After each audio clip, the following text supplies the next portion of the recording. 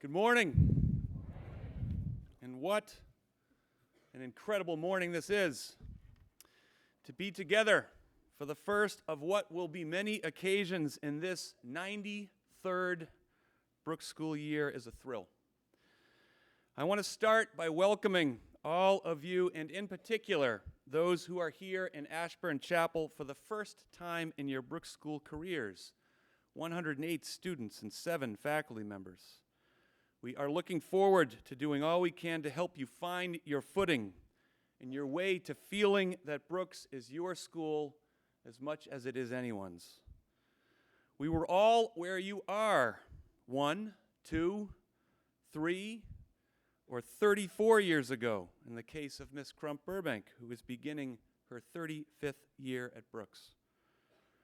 While we will have experiences this year that bind us in certain respects to those who have come before us, we are also on our way to our own unique Brooks School year. Never before and never again will we be together as this group. Today we embark on a quest to draw as much as we can from the time we have together, the depth and range of talent and passion in our midst, the wonder of being at an extraordinary school situated on these 270 magnificent acres in North Andover, and the shared pursuit of aiming to deliver the most meaningful educational experience you will have in your life. What could be better? With that established, I'm mindful of the degree to which all of us are swimming in thought and hope, and a desire to just get on with the day and week and month and year in front of us, to get busy doing and living the school's life together, if you will. Ahead of turning all of us loose, however, I want to spend some time thinking about school year beginnings and why we choose to begin together in this space. I was walking up Main Street with Dr. C earlier this week, and she asked me how I was feeling about the start of school or something along those lines. I answered, as I always answer, with an attempt to share how excited I am to start, to begin, to step in the direction of this one precious year we have as a group, to live and learn with and from one another. The beginning of school brings to mind my reality, which is that the coming of Labor Day, or a day near it, has meant the start of a new school year for me every year since I entered pre-kindergarten in 1971, 48 years ago. As I think about all of my school year beginnings, I don't ever remember feeling like I had it all figured out on any of what are now 49 straight years of starting school. That's the fun of it, I think. All the figuring out we'll do together between now and early June. I also have come to believe there is no better way to take some, just some, of the air out of what we might be feeling on this day than sharing a picture of me at or near one of my earlier school year beginnings. So here I am, at the beginning of 9th grade, September 1982. I'm pictured with one of my oldest and closest friends, still to this day, John Clough. And we were beginning the year as co-captains of the Diamond Junior High School soccer team. It was a big deal. A few things I would highlight. First, the shorts. I know you all are looking at those shorts and saying to yourself, I wish I had a pair just like them. They are vintage 80s shorts, 100% something other than whatever goes into making comfortable shorts. And of course, the length. What trendsetters we were. Second, the shirt. I bet you like the little collar at the top. Very trendy in those days. The L for Lexington, and the number 29. You'll need to look far and wide to find an ISL soccer player wearing number 29 this year. Brooks Bucks to anyone who finds that person. And it gives you a bit of a glimpse into the player I was. I took any number they'd give me. Third, my hair. Seems to me that was a point in my life we might refer to the style as half-hearted whiffle or permanent bedhead. You can take your pick. Not much time was spent on my hair when I rolled out of bed to start 9th grade. I suppose a part of me hopes this image of the 14-year-old me helps in some way as you get started today. You should rest assured that you are more put together than that guy. I also hope you notice my smile. It was exciting to start school in a season, to be with a friend, to be a co-captain, to have a whole year in front of us. I hope that makes you smile with what all you are looking forward to this year in mind. There probably is a picture of me 8 years later, then 22 years old, and beginning my first year on the faculty at Brooks. If I had that picture, and it was taken when I was first in chapel that September, I bet my facial expression would have conveyed a puzzled or bewildered look.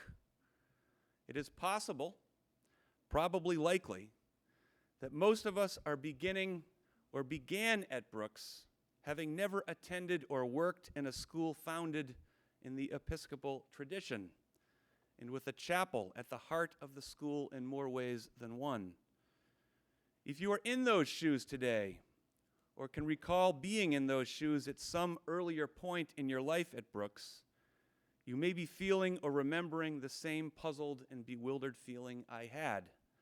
What is this chapel thing all about? Over the years, I've come to believe that time spent together in this space as a whole school, centered on a message from a student, a faculty member, or guest, is as important as anything we do at Brooks. We make time on Monday morning, Thursday morning, and Sunday evening to be together here on purpose. I would argue that we do so because the simple act of physically coming together is important. Community matters here, and we would fall short of being what we say we are if we did not routinely gather as a whole school. I would argue that we do so because being in this particular and most magnificent of all school chapels, built in 1930, does bind us in an important way to those who have come before us.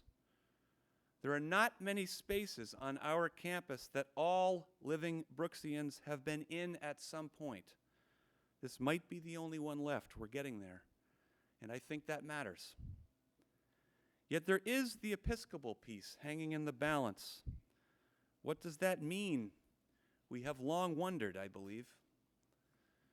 For those who do not know, our school was founded in 1926, opened its doors in September 1927, and was born due to Groton School not having enough space for students interested in attending. The school hymn we will sing later in this service is actually Groton School's hymn, although our version is a bit more fun. Our headmaster, Mr. Ashburn, for whom this chapel was named, had attended Groton and was handpicked at just 23 years old to lead Brooks School, named for the legendary 19th century rector of Trinity Church, Boston, and Episcopal Church Bishop of Massachusetts, Phillips Brooks. There are paintings of both men in the dining hall. There was an expectation that Mr. Ashburn would be ordained in the Episcopal Church, and it is my belief that his ultimate refusal to head down that path started our school in a different direction than many of our peers have traveled. I happen to think Mr. Ashburn's decision to remain a layperson was among the greatest gifts our school has ever received. in ways I suspect he was fully aware of, that decision set our school on the fortunate course of always being a bit confused about our relationship with the Episcopal Church. His decision, combined with the intimacy of this building, a stark contrast from chapels you will find at a number of other Episcopal schools, have given us greater elasticity, license, and encouragement to use the time we spend together in this space to serve what I also suspect Mr. Ashburn knew would be evolving school needs: communal, spiritual, and personal, sometimes all at once. We need time to be with one another, focused on building community for purposes aimed at enhancing our life together, at deepening our understanding and appreciation of and for one another. We need to make room for and tend to the spiritual element in all of us and the many different ways we access and share that spirituality with one another. We need to be sure the time we spend in here can serve all of us personally as a break or pause in a busy day and an opportunity to just be with our own thoughts as life races all around us. The time we spend in here will often not be all of these things at once. The time we spend in here may not always be what each of us wants it to be. Yet if we engage fully and open ourselves to what others occasionally need time spent here to be, we will be better for those experiences. The National Association of Episcopal Schools, of which we are a member, includes the following in its Principles of Good Practice, and I quote, "Students learn best when they are known, valued, connected, and safe. Episcopal schools create and sustain a school culture that advances the dignity and well-being of each person and promotes a genuine sense of belonging," end quote. With our mission as our North Star and this principle in our hearts and minds, we will be well on our way to ensuring that our communal, spiritual, and personal needs can all be realized when we find ourselves here throughout the year. I suspect Mr. Ashburn might not approve of some portion of what we do and how we are in this space. The chatter that we should be mindful of keeping in check as we enter the building for our time together probably would have bothered him. He spoke more than once from this very spot about what he called the cult of untidiness, and probably would have taken issue with those among us who sometimes, not today, might fit a disheveled description. And the phones, they need to be away and quiet when we are here. When we fall short of that goal, we aren't really here. I think Mr. Ashburn might have collected all of them and looked for a way to dispose of them forever. Yet one does not remain headmaster of any school for 46 years, as was the case with him, and not appreciate that the times and social norms will and need to evolve. Perhaps because I have persuaded myself of the notion, and because it matters to me, I think he'd be proud of what his school continues to become. I think he would agree that we do not need, or maybe even want, a definitive or permanent answer to what it means to be an Episcopal school. I think he would applaud our effort to be mindful of our Episcopal roots on one level, as we stretch ourselves as much as we can with his example, the space itself, and our evolving needs motivating us as we go. I think he would look out at all of you and be impressed and excited about what is still to come. The 51-year-old me standing before you continues to wonder at times about what this chapel thing is and perhaps should be all about. But I am sold on its importance and potential. I hope you will join me in the important wondering we should continue doing in order to make room for all we need the time we spend together here to be.